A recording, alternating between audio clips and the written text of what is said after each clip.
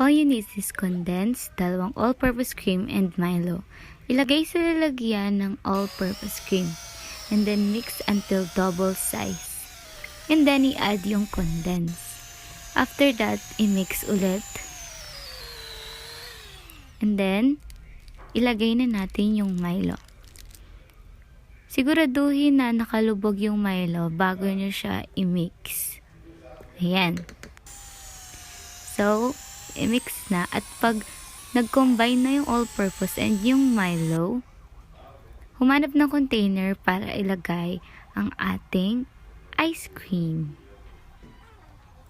Yan.